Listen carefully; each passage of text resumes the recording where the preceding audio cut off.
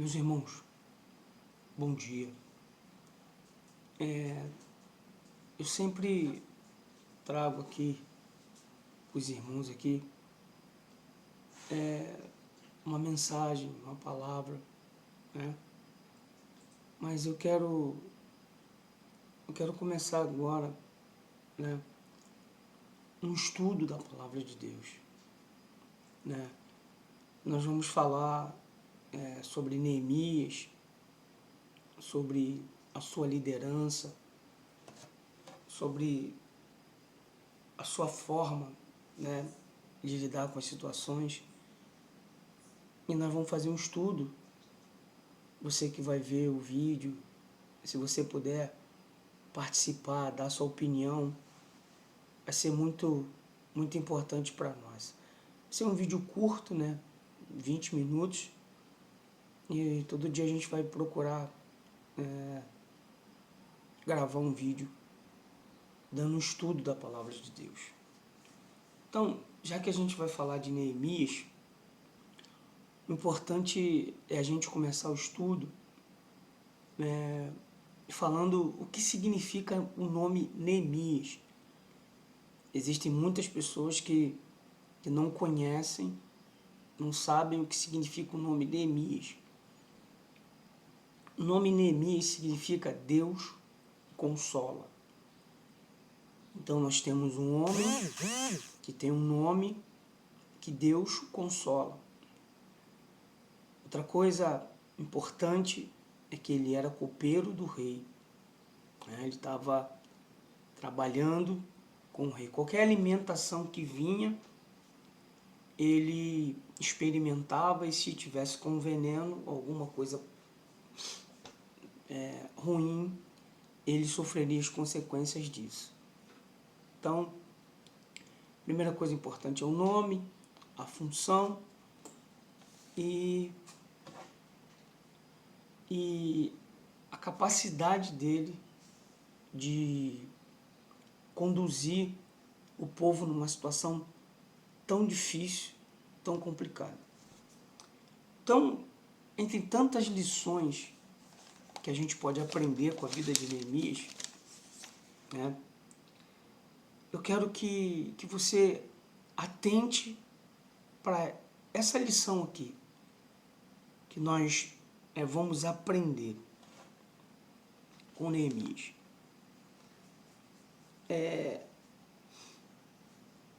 A palavra de Deus, ela diz que o templo, ele continuava funcionando. Existia o templo, estava funcionando. Mas a cidade estava abandonada, destruída e sem muro. Então, nesse primeiro estudo aqui sobre Neemias, eu quero compartilhar com você o que significa um templo, uma igreja sem muro. Qual é o verdadeiro significado disso? O que isso pode acrescentar na minha e na sua vida? Algo que pode ser importantíssimo para as nossas vidas. E é o que está acontecendo hoje nas igrejas hoje. Olha só. Aqui temos uma grande lição. Templo sem muro é igreja sem doutrina. Querido, preste atenção. Templo sem muro é uma igreja sem doutrina, sem proteção. Existia um templo. Eles estavam ali buscando a face de Deus. Mas o templo estava sem muro. Então, o que é uma igreja sem doutrina? Vamos pensar um pouco em doutrina? A Bíblia diz que a igreja ela foi fundamentada com tudo aquilo que os apóstolos receberam de Deus. Ou seja, eles doutrinaram a igreja, não da forma que eles achavam que deveriam ser, mas eles doutrinaram a igreja porque o Espírito Santo delegou a eles tudo o que eles tinham que fazer. Então, uma igreja sem muro é uma igreja sem doutrina. É uma igreja que foi fundamentada, está sendo fundamentada, não no que de fato a palavra de Deus ela vai dizer, mas ela é fundamentada naquilo que o homem quer. Ela não tem doutrina, a doutrina genuína que sai aqui da palavra de Deus, os ensinamentos verdadeiros da palavra de Deus. Então, o autor aqui do livro, ele diz que uma igreja sem muro é uma igreja sem doutrina. Infelizmente hoje, quantas igrejas que você conhece, que as doutrinas não são fundamentadas na palavra de Deus. É por isso que tem várias igrejas hoje, é por isso que tem várias religiões hoje, fundamentadas na doutrina não do homem, ou melhor, fundamentado não na doutrina de Deus, mas fundamentado na doutrina do homem. Ou seja, o homem, ele impõe aquilo que ele quer, aquilo que ele acha. E detalhe, no Brasil hoje tem muitas igrejas assim. Tem muitos lugares que a palavra de Deus ela passa longe, infelizmente. Então, um outro ensinamento que a gente pode ter numa igreja sem muro, uma igreja sem muro. Vamos lá. As portas estão queimadas. O que isso representa? Isso representa o liberalismo que está entrando dentro da igreja. É incrível hoje como a igreja ela está se assemelhando ao mundo. As coisas do mundo estão entrando dentro da igreja. A igreja hoje, né? O liberalismo. Qual é a pergunta que eu faço para vocês que estão me ouvindo nesse estudo aqui, que eu estou começando hoje? Qual é a diferença das pessoas que estão fora da igreja para as pessoas que estão, às vezes, dentro da igreja? Não tem diferença. O liberalismo está entrando dentro da igreja. As pessoas estão... cada dia que passa, a igreja vai se assemelhando mais e mais ao mundo. E não há mais quase diferença entre a igreja e o mundo. Por quê? Porque um templo com as portas destruídas, ele não tem doutrina, e o liberalismo ele entra de uma forma dentro da igreja absurda.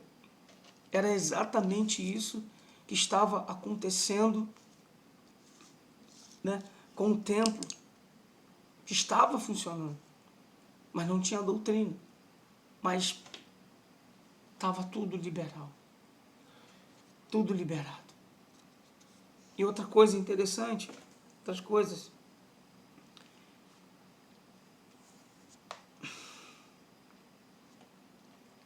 outra coisa interessante é que essas igrejas tudo pode todas as coisas. O que você não pode fazer é santificar, é orar, é jejuar. O resto você pode fazer tudo o que você quiser. Então, aqui ó, ele diz assim, infelizmente predomina em muitas igrejas, facilitando a entrada de costume mundano entre os santos. Não é o que ocorre em nossos dias, é o que ocorre exatamente nos nossos dias. que jamais venhamos abandonar os padrões bíblicos de santidade e conduta ética. Meu querido, uma das causas principais para que a pessoa ela caia num erro, e caindo nesse erro, ela vai se destruindo, é quando a gente abandona os padrões bíblicos de santidade, de conduta, de ética. Meus irmãos, vocês que estão me ouvindo aqui, vocês que estão ouvindo o estudo que a gente está dando aqui, eles abandonaram o padrão bíblico, eles abandonaram a santidade, eles abandonaram a conduta, a ética. E qual foi o resultado que isso gerou? Qual foi o resultado que gerou na vida deles? Miséria, caos total. Hoje nós estamos vivendo num país que se diz evangélico. Interessante, né? Nós temos uma igreja em cada canto, em cada rua nós temos uma igreja. E dizemos que o nosso país é evangélico, mas a pedofilia continua aumentando, os crimes continuam aumentando, a homossexualidade continua aumentando, tudo que é ruim continua aumentando. Mas a palavra de Deus, ela diz que Deus levantou um homem chamado Neemias. Meu filho, existem muitas portas hoje. Existem muitos muros hoje que estão completamente destruídos. Sabe por que estão destruídos? Porque não existe hoje padrão de moralidade. Porque simplesmente os padrões bíblicos eles foram abandonados. As pessoas hoje estão chegando dentro da igreja e achando que isso é normal, pintando a igreja toda de preto. Que absurdo é esse? Pinta a igreja de preto, faz da igreja baile gospel. Aonde é que nós vamos parar? Mas eu espero que esse vídeo alcance várias pessoas e que as pessoas que vão ser alcançadas por esses vídeos que eu vou gravar aqui, falando de Neemias, que elas possam repensar por que nós estamos abandonando os padrões bíblicos, quais são as consequências de quando eu abandono os padrões bíblicos, quando eu abandono a santidade, quando cada dia que passa eu me assemelho mais com as coisas do mundo. Hoje é difícil de você discernir quem é cristão e quem não é. Infelizmente. Por quê? Porque o mundo tem invadido as igrejas hoje. Os padrões de santidade foram abandonados. Mas eu espero que você seja um Neemias nessa nação. Que Deus levante você para que você, de fato, reconstrua os muros que estão caídos, que estão destruídos. Em terceiro lugar, orando em tempo de crise. Querido, a palavra vai dizer que Jeremias assentou, chorou, ele não achou aquilo normal. Quando ele viu aquela situação, ele, como um homem de Deus, ele logo pensou: o que eu posso fazer? Tem alguma coisa que eu posso fazer para ajudar os meus irmãos? Sabe, existem pessoas que, quando sabem que alguém está passando por uma situação, cruza os braços e literalmente não faz absolutamente nada. Não foi isso que Neemias fez. Neemias, ele orou. Neemias, ele pediu a Deus que desse a ele uma oportunidade, levantasse ele, para que ele pudesse ser útil aos seus irmãos. Útil àqueles que estavam passando por necessidade, por dificuldade. Querido, que você ore a Deus, que você busque a face de Deus, para que Deus, ele te levante nessa terra como um restaurador de muros, restaurador de famílias. Neemias, ele estava no conforto do palácio, estava bem, comendo do bom e do melhor. Mas quando ele recebeu aquela notícia, ele se incomodou, ele se preocupou, ele não se omitiu diante daquela situação tão difícil. Hoje, as pessoas, elas estão se omitindo. As pessoas, elas não estão se colocando na presença de Deus para fazer, para cumprir o chamado de Deus. Então,